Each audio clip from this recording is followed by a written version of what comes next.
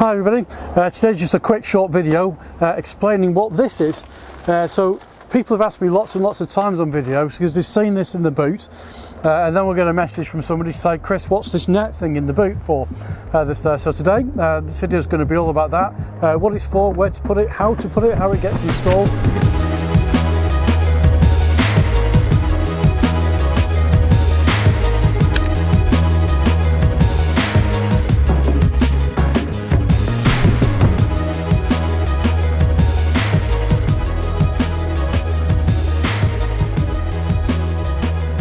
So this net is basically to prevent people from rolling out of the bed upstairs. Now it doesn't stop, mainly obviously for children, but it doesn't stop children climbing over the top and going through the hatch on that basis, but when people are asleep it does stop them going further than they actually need to. And essentially it clips in on the floor and then these are attached to the roof. But it's no good me showing you outside what it works for. Let's get up into the bed section that's there and I'll show you how it's plugged in, how you do it, and should hopefully then make a lot more sense to everybody. So the first thing to do before we install it, on either side there's two little press studs, one there and one there.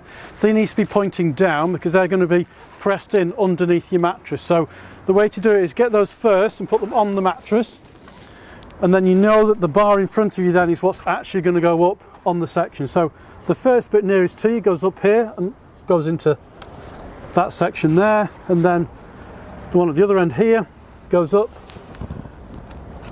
and into this one, and then exactly the opposite same on the other side. And then what we're going to do then is just move the mattress out of the way a little bit so it goes underneath the mattress, so we're just holding it up. It's a lot easier to do this now that it's been suspended from the ceiling, and you'll see the press studs, I'll show you those in a minute, and you literally just press them into the two press studs, put the mattress back down, and then it's securely there. If there's children in the top bunk from under, then if they're asleep they won't be able to roll and come past this then and drop into the hatch section that's below.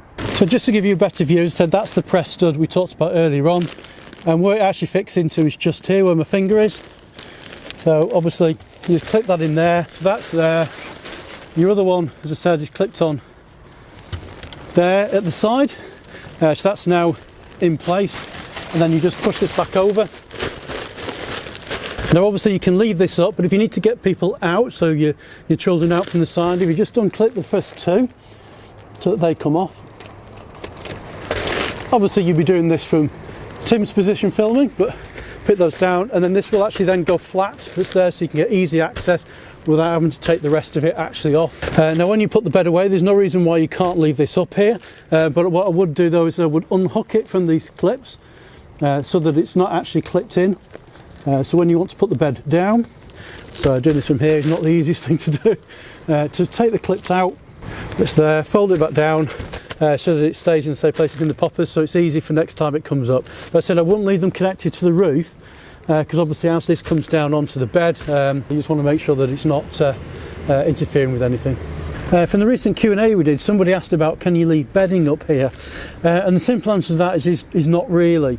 If you put the bed down and then put your fingers in the gap, you will notice there is a bit of a gap once the bed's down, but I don't recommend putting anything in between this and the other one. Obviously you've got a bit of space because you've got a bit of a give that's on here, so things like, for example, if you had a mattress protector on top of this mattress that's already here, or a sheet or something like that, you'd be fine with that, no problems at all. But anything thicker than that, and obviously then you could cause problems with the roof not closing properly.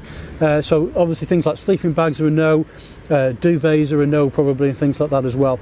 If you had a really thin sleeping bag, maybe a summer one, that might be okay, but I'll be honest, I've never left anything up here that's in the top section that's on there, apart from fitted sheets and things like that which are on there as well. So other than that, I wouldn't put anything in the gap. So that's it for today. Hope you enjoyed the quick video, and it's answered some questions regarding that net and how it works and how it's fixed onto the vehicle. If you have liked today's video, give us a thumbs up, give us a like. As I said, it really helps the channel out, and don't forget to hit that subscribe button, and we'll see you next time.